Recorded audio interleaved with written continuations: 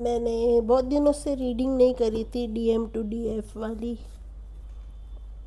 उनका thought process क्या है, आपके डीएम का क्या थॉट प्रोसेस है, क्या चल रहा है उनके दिमाग में, मैं ये देखना चाहती थी। और इन द मीन टाइम मैं ये भी देखना चाहती थी कि क्या वो कोई एक्शन लेंगे या अभी थोड़ा सा टाइम लगेगा, क्योंकि कुछ लोगों का तो हो चुका है यूनियन काफ़ी हद तक। और यूनियन का मतलब ये नहीं होता है कि आप लोगों की शादी हो जाएगी। यूनियन आपके इंटरनली होता है, एक्सटर्नल यूनियन वैलिडेशन सीख करता है। और आप अगर वैलिडेशन सीख कर रहे हैं सोसाइटी के पैटर्न्स के अनुसार आप चलना चाहते हैं, तो ये ट्विन फ्लेम जर्नी आपको बहुत सारा ट्रिगर देने वाली है। क्योंकि यूनियन का मतलब it's not at all what you think about, ठीक है ना। तो ऐसे करके कहानी ये है कि अगर आप एक्सटर्नल वैलिडेशंस की मैं उसको बता दूंगी, या मैं अपने पेरेंट्स को बता दूंगी, या मैं अपने अपने लव्ड वंस को बता दूंगी कि देखो मैंने जो कहा था वो हो गया, पर ऐसा नहीं होता है। अगर आप ये एक्सटर्नल पैटर्न्स में घुसेंगे तो आपका वैलिडेशन पॉइंट अगर है कि अगर आप दुनिया को वैलिडेट करना चाहती हैं कि देखिए मेरा रिश्ता आ गया है उस पॉइंट पे कि मैं अब शादी करूँगी, या whatever whatever what है whatever the case is, नहीं ऐसा नहीं होता। ट्विन फ्लेम में ऐसा नहीं होता। If you destined to get married that is absolutely a different thing. लेकिन अगर आप सीख कर रहे हैं तो इसका मतलब अभी आपकी जर्नी बहुत सारी पेंडिंग पड़ी हुई है। कोशिश करिए कि उसको दूसरों को वैलिडेशंस मत करिए,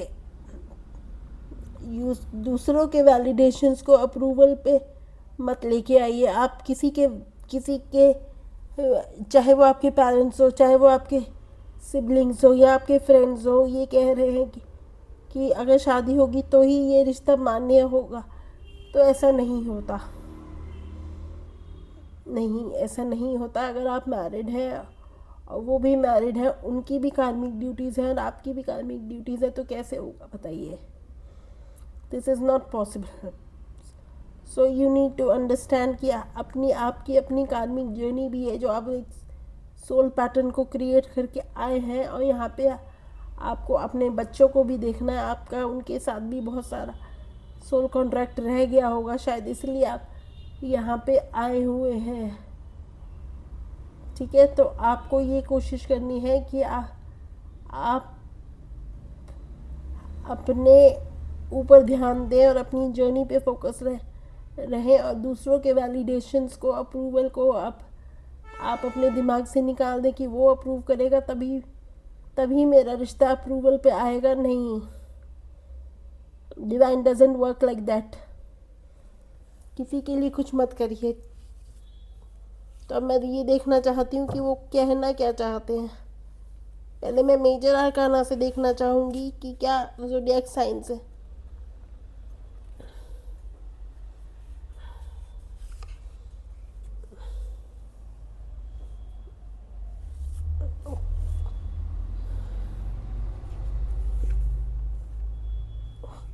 देखिए, वो अपने अपने बहुत सारे पैटर्न्स को हील करने में लग रहे हैं। अगर आप सोच रहे हैं कि वो एक बहुत अच्छे पैटर्न में है और बहुत अच्छे से सरवाइव कर रहे हैं और बहुत अच्छे से आगे बढ़ रहे हैं, तो आप बिल्कुल गलत हैं। उन्होंने आपको नहीं बताया है सच। सच ये है कि उनका उनका अपना अलग ही पैटर्न है जो हील होने के लिए रुका हुआ है। और काफ़ी सारी चीज़ें आप अगर अप्रूव कर रहे हैं, आप अप्रूव कर रहे हैं मतलब आप हील कर, अगर आप हील कर रहे हैं ना, अगर आप हील कर रहे हैं तभी ये पैटर्न्स ब्रेक हो रहे हैं। और उनको इस बात से बहुत तकलीफ़ हो रही है।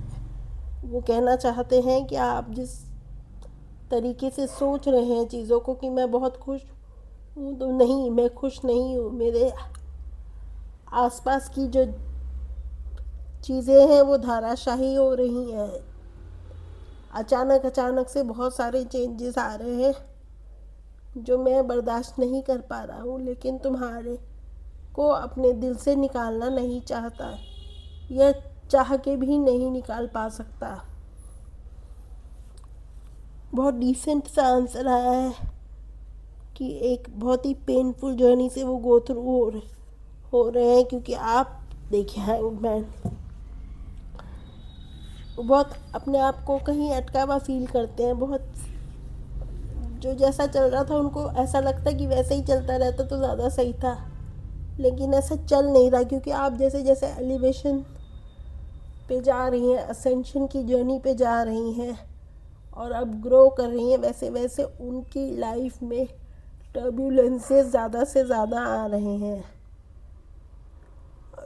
उनको इस बात से सफोकेशन होती है, उनको इस बात से तकलीफ़ होती है कि उनकी कस के पकड़ी हुई ज़िंदगी टूट रही है या छूट रही है अपनी हाथों से। चीज़ें जैसे पहले थी वैसे नहीं हो पा रही हैं।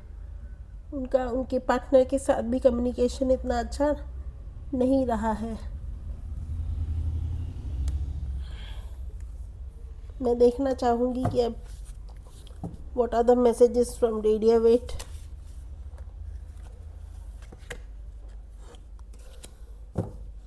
मैं फिर से देखूँगी, तभी अगर ये आना होगा तो आ जाएगा। देखिए, स्कॉर्पियन हो सकता है, एक्वेरियस हो सकता है और लीब्रा हो सकता है आपके पार्टनर का, या आपका असेंडेंट। और अगर आप अपने हॉरोस्कोप को देखती हैं या अगर आपके कुंडली के बारे में आप अवेयरनेस में है तो आपका असेंडेंट कैप्रिकॉर्न भी हो सकता है। बहुत सारी चीज़ें आप लोगों की इस रीडिंग में रेजोनेशन में आएंगी।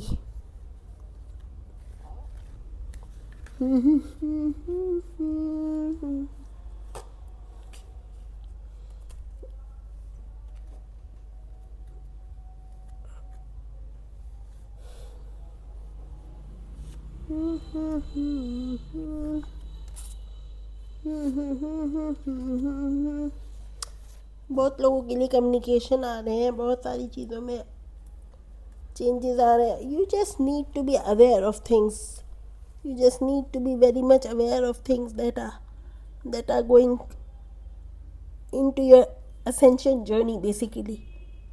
आपको अपने चक्रास पे बहुत स्ट्रांगली काम करना है, स्पेशली थर्ड आई चक्रा पे। ये जो आपको विजन्स आ रहे हैं या ये फियर फैक्टर पे जो विजन्स आते हैं वो गलत भी हो सकते हैं। जैसे ही आपको ऊटपटांग कोई विजन आए तो आप डिवाइन गाइडेंस में जाएं और बोलें, divine please help me and clarify or rectify this vision and give me a clear picture about it।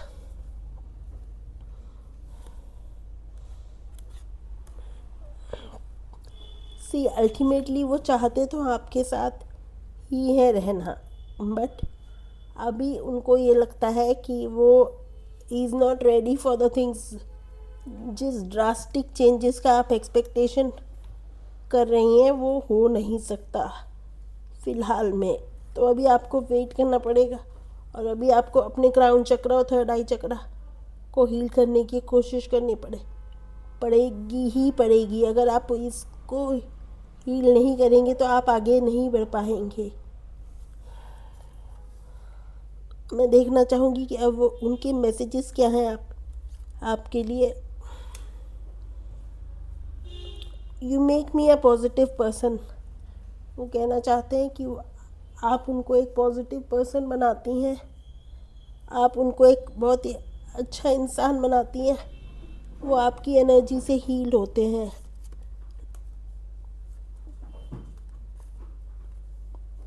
You make me complete. वो आपके साथ पूरा का पूरा कंप्लीट फील करते हैं। एक पूर्णता की फीलिंग आती है उनको आपके साथ। एक तकलीफ़ ख़त्म हो जाती है और आप उनके डोपामीन की तरह होते हैं। एक आराम, एक सुकून भरी ज़िंदगी आपके साथ वो फील करते हैं उस टाइम को, मोमेंट में जब आपके साथ वो होते हैं।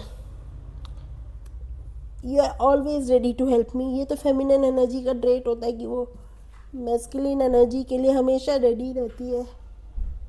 वो हमेशा रेडी रहती है हेल्प करने के लिए मैस्कुलिन एनर्जी को, और हमेशा उसको ये लगता है कि मैं कैसे अपने पार्टनर को वो सुकून दे सकूं, वो तकलीफ़ से बाहर निकाल सकूं। लेकिन अल्टीमेटली उनकी जर्नी उनकी होती है और आपको सिर्फ उनके उनके लिए प्रेयर्स करनी होती है और अपने काम से अपने ऊपर काम करना होता है बस। ठीक है, तो this is the reading for today and thank you for joining my channel. Thank you for everything. Thank you for giving me so many views. Thank you for taking care of me. Thank you. Bless you. खुश रहिए.